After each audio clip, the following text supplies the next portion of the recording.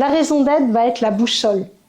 Votre pourquoi le plus profond, pourquoi vous vous levez, pourquoi vous avez osé créer une entreprise ou la diriger ou la mener maintenant.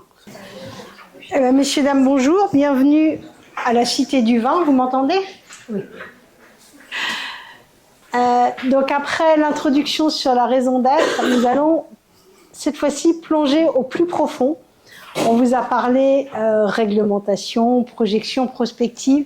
Maintenant, on va aller vraiment dans ce qui vous tient à cœur, dans le pourquoi vous avez créé une entreprise.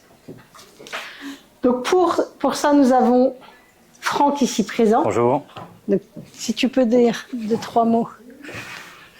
Bonjour à toutes et à tous. Donc je suis Franck Maurice, je suis ambassadeur de la communauté des entreprises à mission. On est quelques-uns à vous accompagner tout au long de cette journée.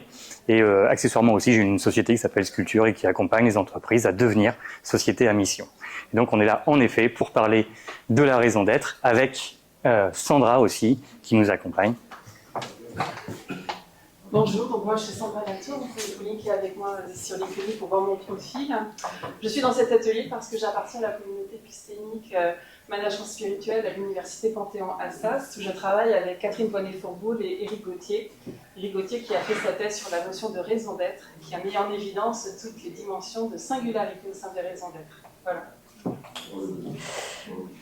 Merci Sandra, et moi je suis Morgane Rolando, je suis conférencière et ambassadrice de la mission en entreprise avant d'être ambassadrice de la communauté des entreprises à mission. Et je connais aussi Sandra sur la spiritualité et la mission d'entreprise puisque nous étions intervenus avec le MEDEF sur ces sujets. Et j'ai une chaîne d'entreprise qui s'appelle Soul on Biz pour penser les deux, la conscience et l'entreprise en même temps.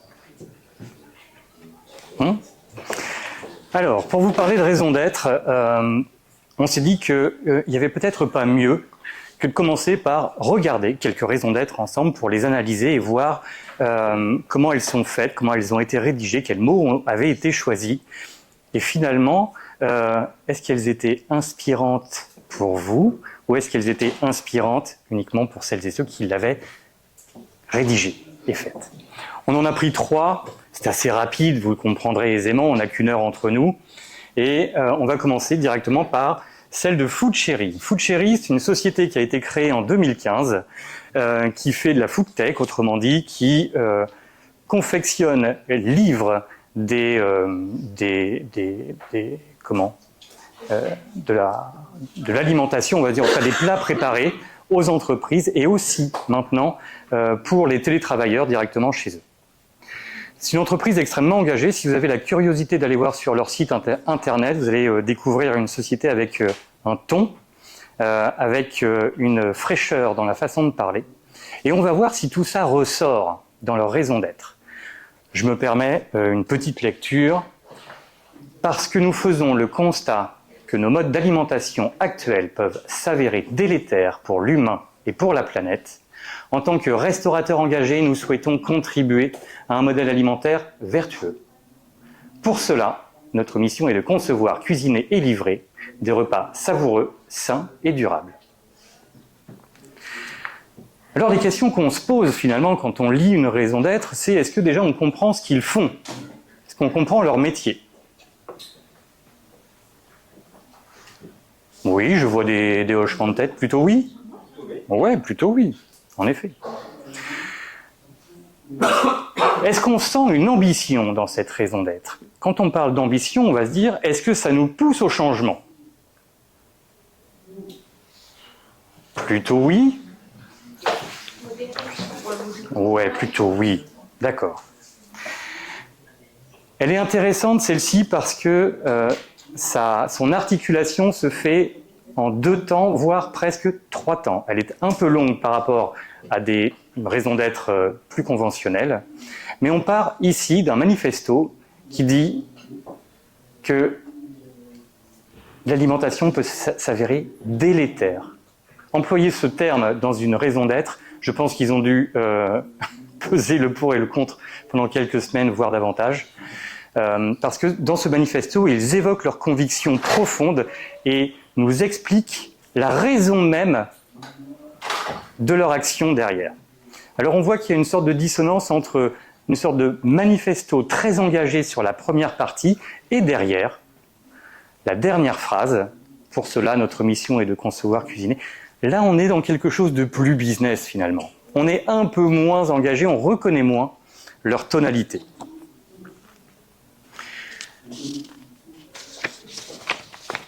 Ensuite, et on a sa représentante dans l'autre salle. Ok. Bon, c'est cool, je peux tout dire alors. Donc vous connaissez tous cette société. Imaginez et déployer des mobilités sûres et durables au service de chaque territoire pour une meilleure qualité de vie de tous et de chacun.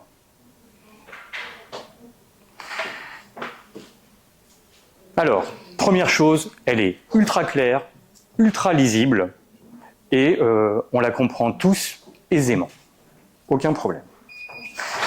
Elle est bien faite parce qu'en plus, vous avez cette dimension d'imaginer. Donc, on a la dimension de conception et de déployer parce que on sent la grande échelle, on sent le territoire et on sent que on est sur une dimension géographique ambitieuse.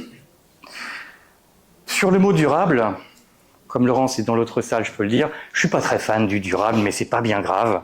Je pense qu'on peut tenter de trouver d'autres mots, en tout cas, pour remplacer ou pour donner l'idée du durable, sans pour autant donner le mot durable, qui est un peu fourre-tout et honnêtement, on en voit un peu partout des durables. Et elle a le mérite aussi d'être accessible, c'est pas envolé, c'est pas lyrique, c'est bien fait. Mais c'est pas très spécifique.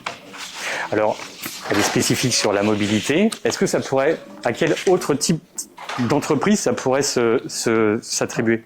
Les loueurs de vélos. Il y a des startups aujourd'hui qui louent des vélos aux entreprises. Et quelque part, si on lit ça, ça pourrait fonctionner aussi. Ils ont peut-être le projet des vélos. Ben en fait, quand on parle des mobilités, on parle des trams, des bus, des bateaux, des vélos. Enfin, là, pour le coup, on est sur les mobilités. C'est assez astucieux d'avoir utilisé les mobilités au pluriel. Mais si on prend Uber, ils font du vélo et de la voiture. Ouais. Ça pourrait marcher pas. C'est pas différenciant par rapport à un autre opérateur de transport en commun dans une ville, en fait. Donc, en tout cas, toutes les remarques qu'on est en train de se faire montrent que il est intéressant de pouvoir trouver la singularité de l'entreprise. Et si ça peut coller à l'une, c'est bien que ça puisse ne pas coller à l'autre. L'école de management de Lyon, former et accompagner tout au long de leur vie des personnes éclairées qui transforment les organisations avec efficacité pour une société plus juste, solidaire et respectueuse de la planète.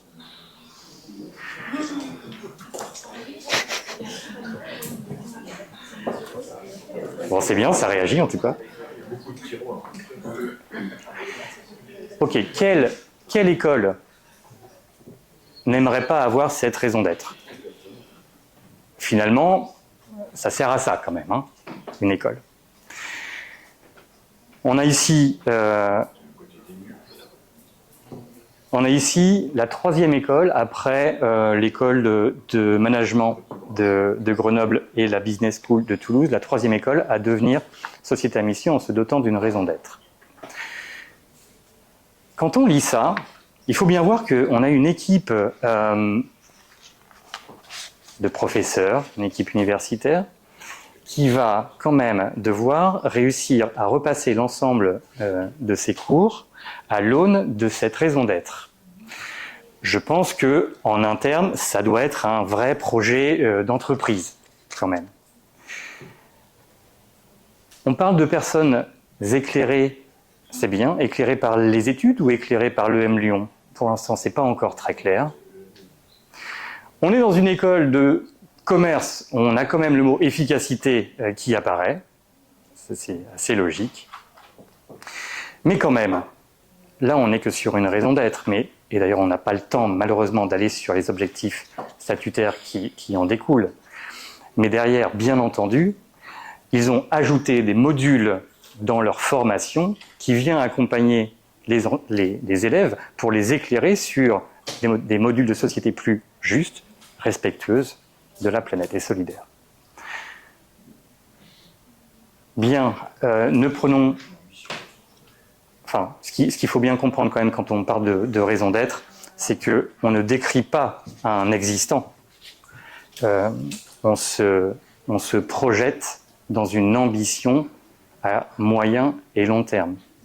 Autrement dit, lorsque vous entendez ou lisez des raisons d'être et que j'ai entendu des souffles tout à l'heure en disant « Ouh là là, quelle ambition !» En effet, mais ce n'est pas la situation actuelle des choses. On est là dans la projection. Merci Franck. Moi, je vous parle maintenant de la philosophie de la raison d'être. Quand j'entends raison d'être, j'entends d'abord le pourquoi. Le pourquoi de Simon Sinek, que vous avez entendu, que vous connaissez. Qu'est-ce que l'entreprise est venue faire qu'aucune autre n'est déjà en train de faire? La singularité que Franck a soulignée est quelque chose de super, super important. Qu'est-ce qui fait que vous, votre entreprise, va le faire, elle, et pas l'autre? Qu'est-ce qu'elle va faire différemment? À qui apporte-t-elle une solution? Si vous écoutez BFM Business tous les matins, vous pouvez entendre une... Bon, il y a des choses qui sont intéressantes. En tout cas, il y a des slogans qui nous disent on peut créer une entreprise en temps de crise parce que s'il n'y a pas de problème, il n'y a pas d'entreprise. Une entreprise se crée pour apporter une solution à un problème. Je m'arrêterai là avec les citations de BFM Business qui peuvent être utiles parfois quand on guide son entreprise. Mais on entend aussi Jean Tirole dans le bien-être de l'économie qui dit que l'entreprise est une actrice citoyenne à part entière, qu'elle fait partie de l'intérêt général. Elle y contribue en tout cas. Et c'est à elle de choisir de quelle manière elle va pouvoir impacter cet intérêt général de manière positive ou de manière négative. Donc quand j'entends ces mots, moi j'entends aussi alignement. La raison d'être va être la boussole, votre pourquoi le plus profond, pourquoi vous vous levez, pourquoi vous avez osé créer une entreprise ou la diriger ou la mener maintenant.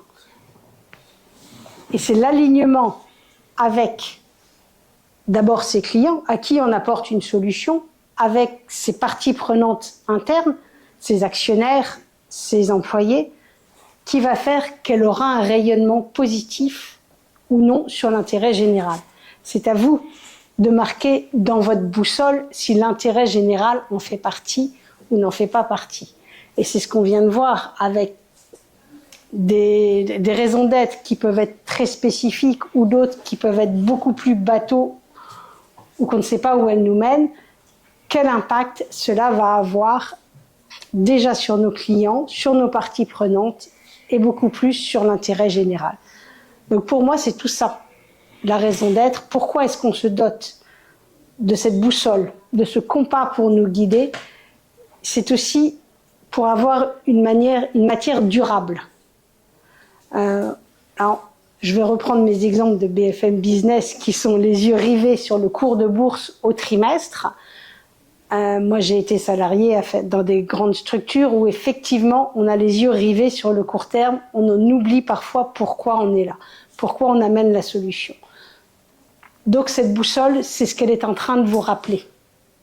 De vous rappeler qu'aujourd'hui, vous travaillez certes pour pouvoir payer vos salariés, mais aussi pour contribuer à l'intérêt général et faire briller le pourquoi vous êtes là.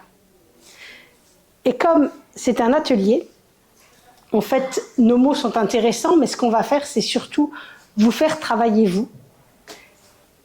Et on va partir sur nos 3 tables. On s'est partagé entre nous 3. Un, c'est remonter à l'origine. de écrire une lettre d'amour. Donc là, on est dans le passé, pourquoi elle a été construite, l'entreprise. Écrire une lettre d'amour, c'est le présent, pourquoi elle nous fait vibrer aujourd'hui. Donc on oublie les chiffres et les stratégies, on se concentre sur l'essentiel, sur le pourquoi. Et 3, c'est projeter le futur. Comment est-ce que vous la voyez réagir et avancer dans le monde de demain? 2040, 2050, qu'est-ce qui se passe? Est-ce que tu veux présenter le premier atelier? Oui, si tu veux. Ici, ces 3 ateliers, vous le comprenez aisément, on a 1 heure pour nous. Cet atelier, il est là pour nous faire toucher du doigt des exercices potentiels qui sont à notre disposition pour faire émerger des raisons d'être. On ne dit pas que c'est comme ça qu'il faut faire pour faire émerger une raison d'être. En revanche, on a ici quelques outils déjà qui peuvent nous permettre d'avancer sur le sujet. Donc moi, alors je ne sais pas comment on peut faire, peut-être que je vais prendre cette table-là et puis, bon, on va dire que pour nous, ici, on va aller rechercher nos origines, on va les remonter dans nos origines. Autrement dit, un arbre, ça pousse par ses branches, mais ça pousse aussi par ses racines. Et c'est vraiment ce qu'on va essayer d'aller faire dans cet atelier. On va aller rechercher toute la genèse de la raison de notre existence. Si je vous dis, à vous, humains, quelle est votre raison d'être? Pourquoi vous existez? En quoi le monde serait différent si vous n'existiez pas? Vous avez 4 heures. Bon, je pense que vous avez de la matière en tout cas, mais il va falloir la mettre en forme quand même. Donc il y a ça. Donc ça, ce sera pour cet atelier. Disons-nous aussi, juste une simple précision, une raison d'être, ça ne se fait pas en une journée, ça ne se fait pas en 1 heure, ça ne se fait pas en 1 mois. C'est long, c'est un processus itératif. Ça veut dire que si le jour où vous avez... Enfin, il faut y passer un peu de temps si vous voulez. Chaque mot pèse 1 tonne dans une raison d'être. Et donc, vous devez vraiment prendre le temps de les faire maturer, chacun de ces mots, et vous allez voir, beaucoup ont déjà fait l'exercice parmi vous, j'imagine, mais... bonjour. Voilà, il faut prendre son temps et le temps de la maturation. Alors moi, je reviens avec les mots, parce qu'effectivement, vous la connaissez, si vous êtes le dirigeant, le fondateur, vous savez pourquoi vous faites ce que vous faites. Mais le mettre en mots, réussir à mettre les mots justes dessus, pour pouvoir le diffuser à vos clients, à vos employés, à votre public, c'est ça qui va faire qu'ils vont réussir à vibrer et concilier leur intérêt personnel à l'intérêt collectif de l'entreprise. Et là, c'est un exercice qu'on ne voit pas souvent dans les conseils d'administration, les comités stratégiques ou même les rapports d'entreprise. On va mettre des mots, donc avec moi, on va écrire une lettre d'amour à son entreprise. Vous allez vous imaginer avec elle, replonger, comme quand vous êtes amoureux, dans les sentiments, où vous savez que c'est lui, vous savez que c'est elle, vous savez que c'est cette entreprise, vous savez que c'est ce client, et vous êtes incapable de dire pourquoi. Mais là, on va se remettre. Je me mets ici, par exemple.